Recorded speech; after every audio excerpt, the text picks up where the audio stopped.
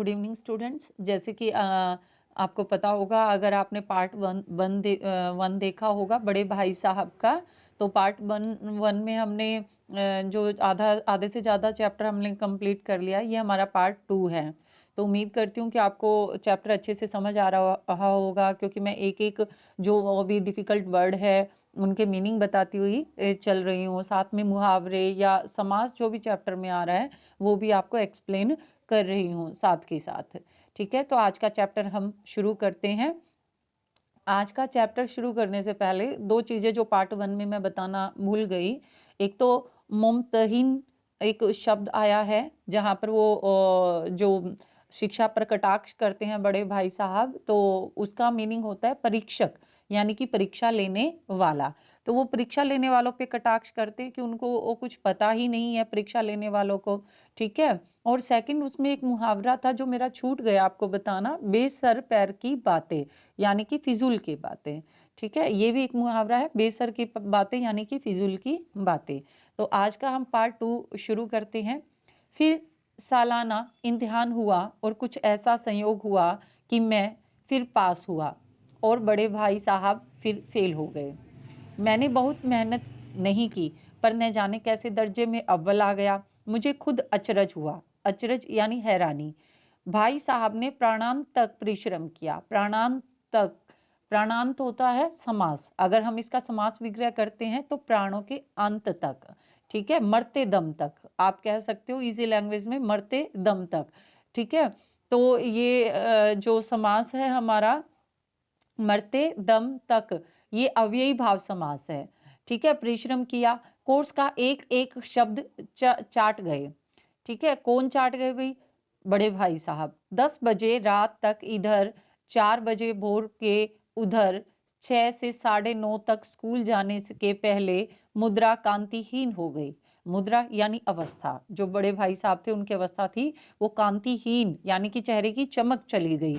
मगर बेचारे फेल हो गए। मुझे उन पर दया आती थी। नतीजा सुनाया गया और वह रो पड़े और मैं भी रोने लगा। अब जो छोटे भाई साहब हैं वो बता रहे हैं कि किस तरह से जो बड़े भाई साहब थे पहले भी फेल हो गए जब छोटा भाई 6th क्लास में था। ठीक है, अब बड़ा भाई है वो 8th क्लास में हो चुका है। ठीक है, और अब सिर्फ उनके बीच में एक ही दर्जे का फासला रह गया है और बड़े भाई साहब फेल होकर वापस 9th में आ गए हैं। ठीक है, तो वो उसी क्लास में है अभी, 9th क्लास में ही। अब आगे देखिए, मैं भी रोने लगा, अपने पास होने की खुशी आधी हो गई। कौन कह रहे हैं? छोटे भाई साहब कह रहे हैं। ठीक है, मैं भी फेल हो गया होता तो भाई साहब को इतना दुख न होता, लेकिन विधि की बात कौन टाले, यानी कि जो किस्मत में लिखा है उसे कौन टाल सकता है।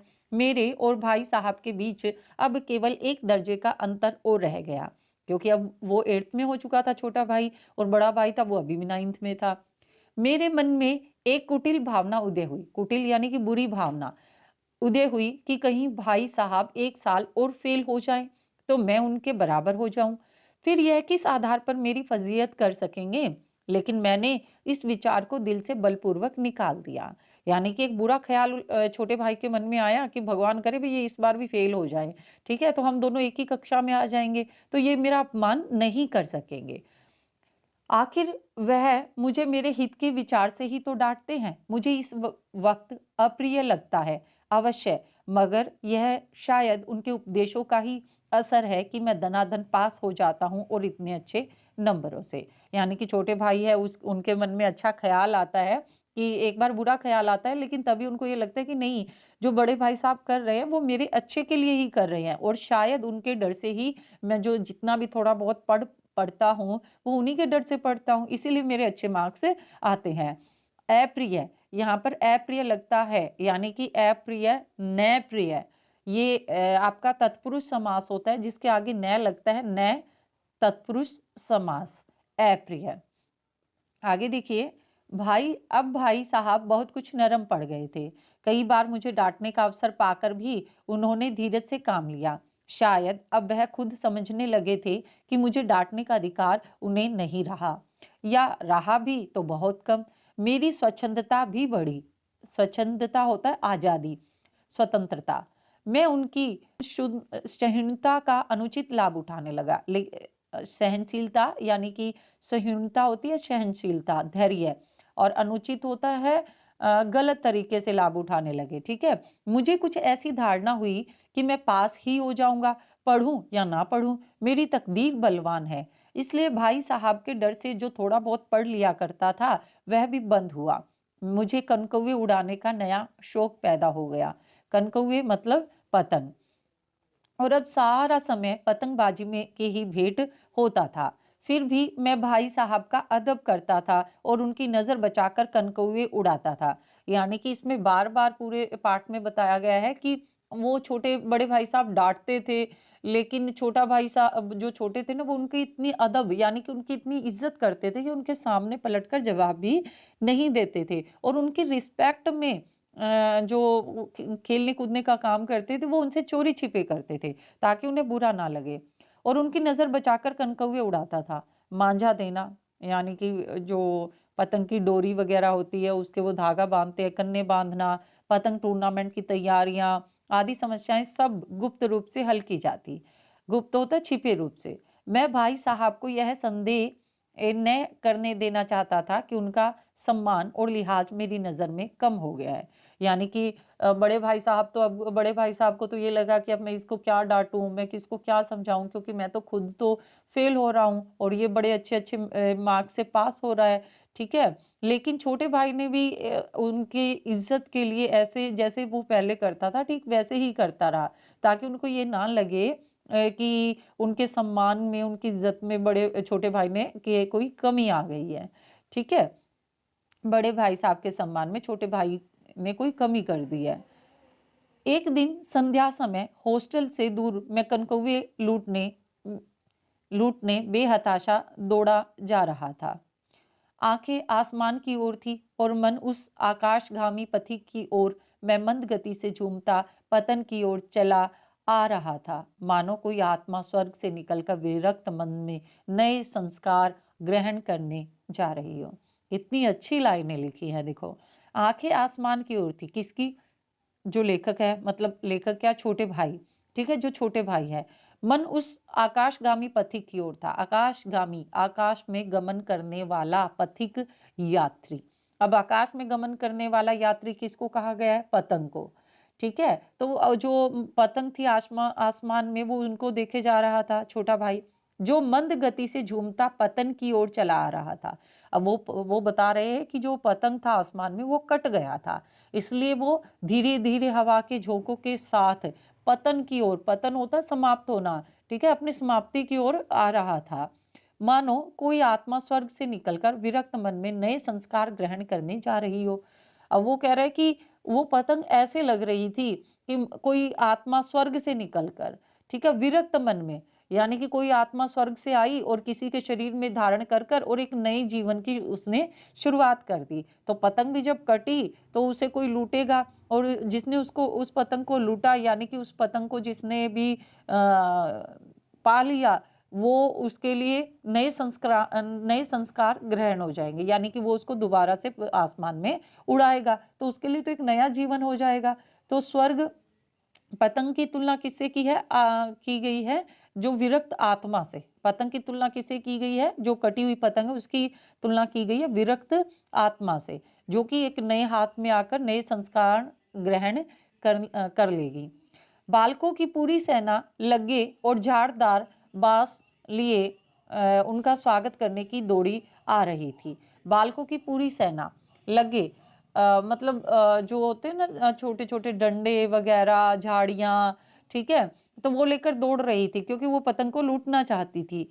किसी को अपने आगे पीछे की खबर न थी। सभी मानो उस पतंग के साथ ही आकाश में उड़ रहे थे, जहां सब कुछ समतल है, न मोटर कारें, न ट्राम, न गाड़ियां।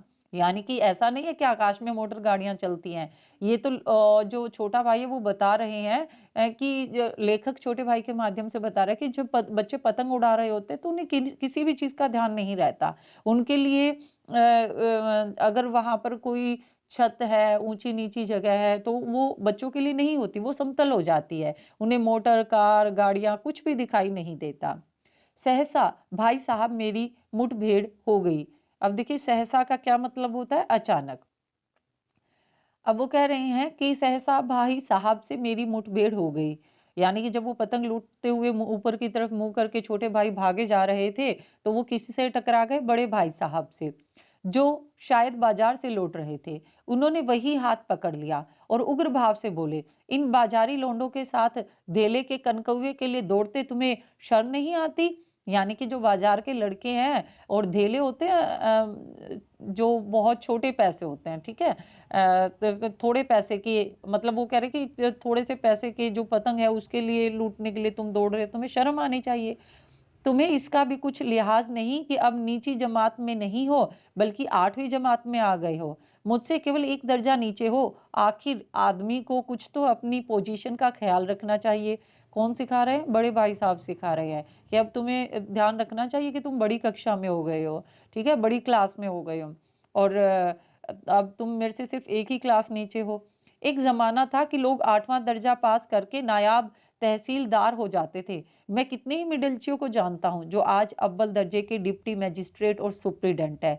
कितने ही 8वीं जमात वाले हमारे लीडर और समाचार पत्रों के संपादक हैं।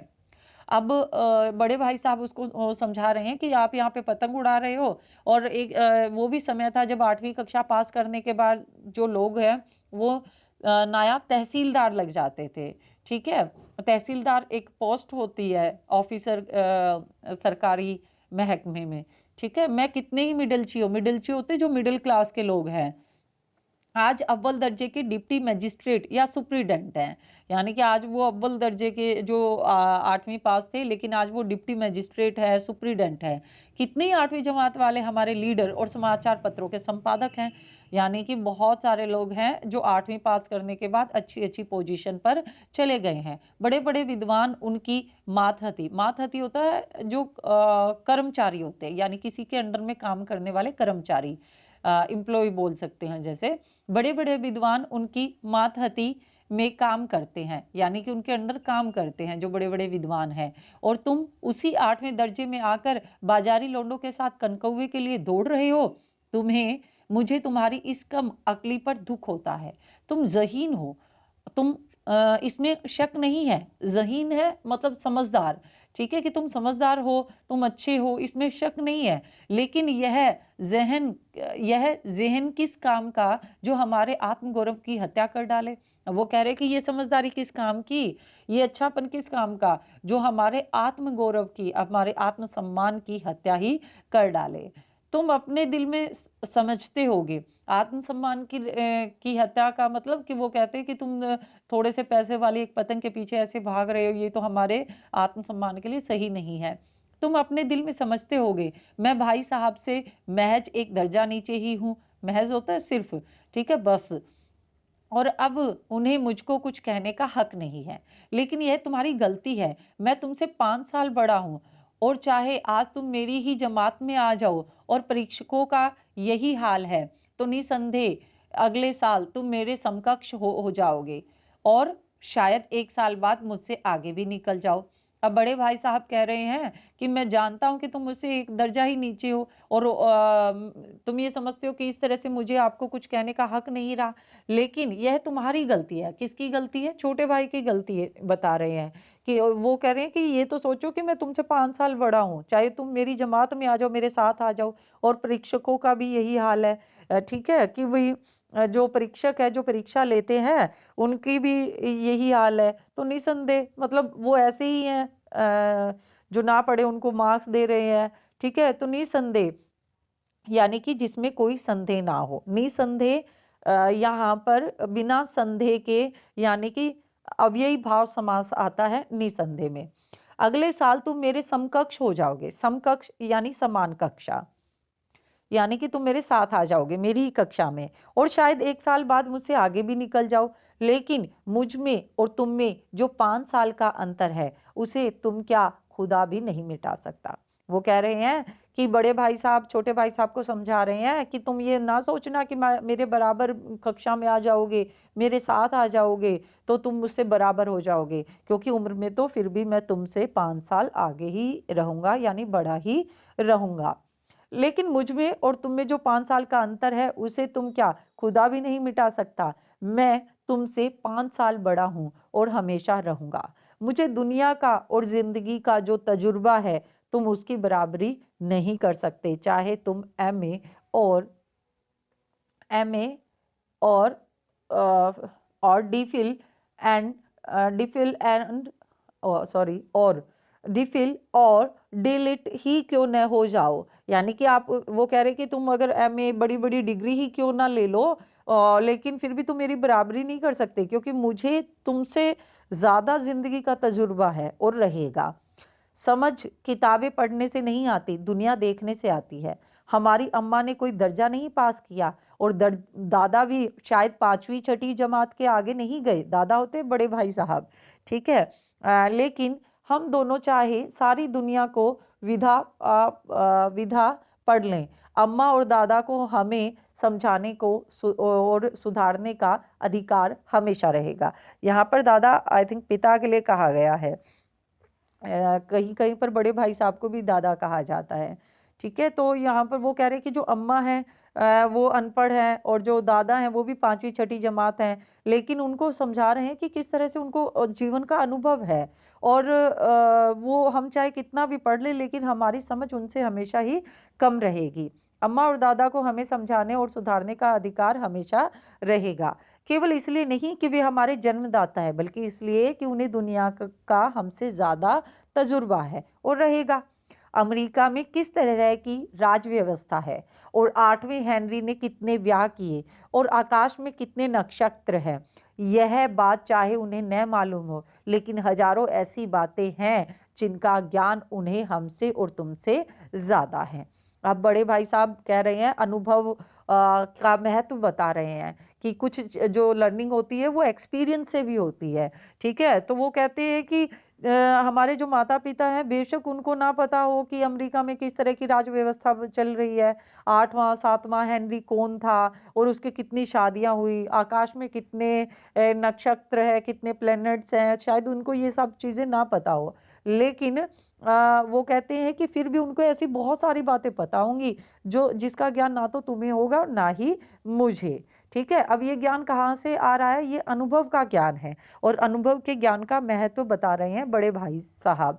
यहाँ पर क्या जो हम चैप्टर के लास्ट में हम इस बात पर डिस्कस करेंगे कि इस चैप्टर से हमने क्या क्या सीखा है। देव न करे आज मैं बीमार हो जाऊं तो तुम्हारे हाथ पांव फूल जाएंगे। अंडरलाइन कर लीजिएगा, हाथ पांव फूलना, घबरा जाना, ठीक है। अब वो कह रहे कि भगवान ना करे मैं बीमार हो जाऊं तो तुम घबरा जाओगे, दादा को तार देने के सिवा तुम्हें और कुछ न सूझेगा, लेकिन तुम्हारी जगह दादा हो तो किसी को तार न दे, न घबराए न बदहवास हो। बदहवास होना भी घबराना होता है, बेचैन हो जाना। पहले खुद मर्ज पहचान कर इलाज करें, उसमें सफल न हुए तो किसी डॉक्टर को बुलाएंगे। बीमारी तो खैर बड़ी चीज है, हम तुम तो इतना भी नहीं जानते कि महीने भर का खर्च महीना भर कैसे चले। जो कुछ दादा भेजते हैं उसे हम 20-22 तक खर्च कर डालते हैं और फिर पैसे पैसे के मोहताज हो जाते हैं।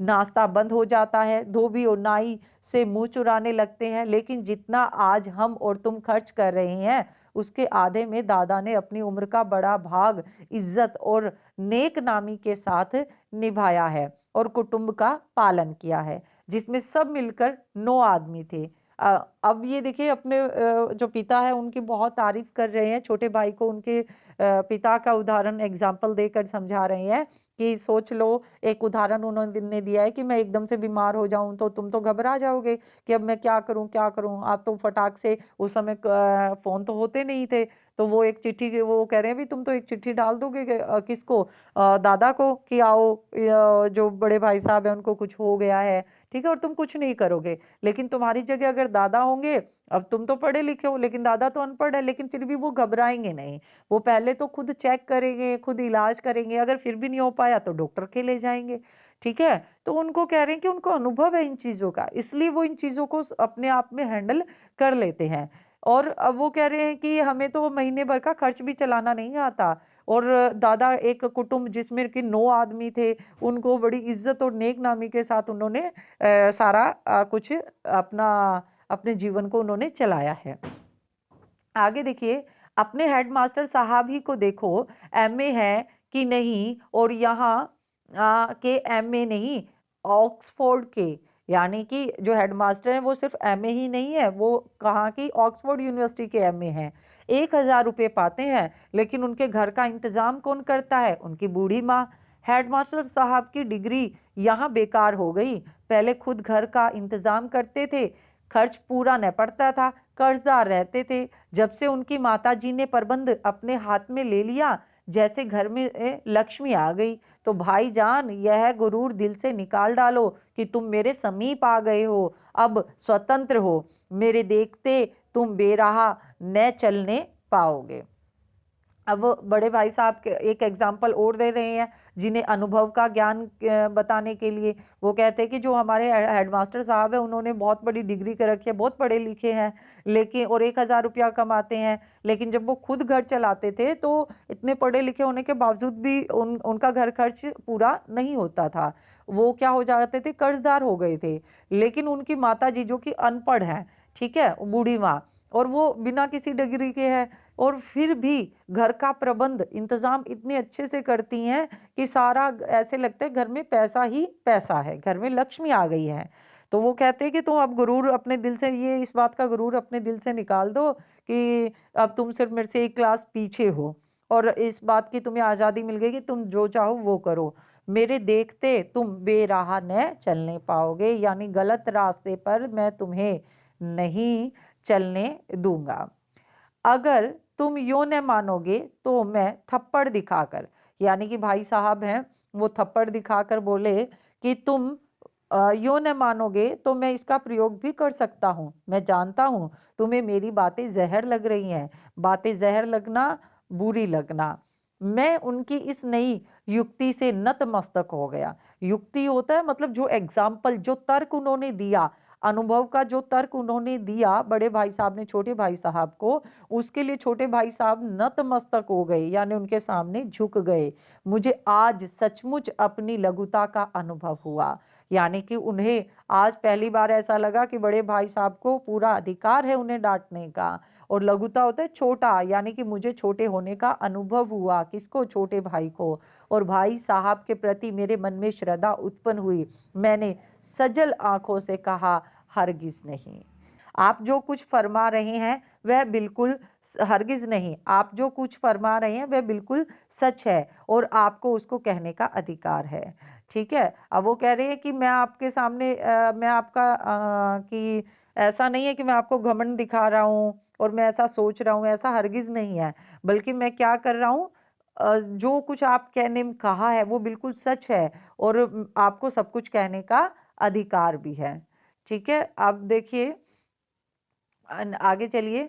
भाई साहब ने मुझे गले लगा लिया और बोले, मैं कनकौवे उड़ाने को मना नहीं करता, मेरा भी जी ललचाता है, लेकिन करूं क्या? खुद बेराह चलूं तो तुम्हारी रक्षा कैसे करूं? यह कर्तव्य भी तो मेरे सिर है।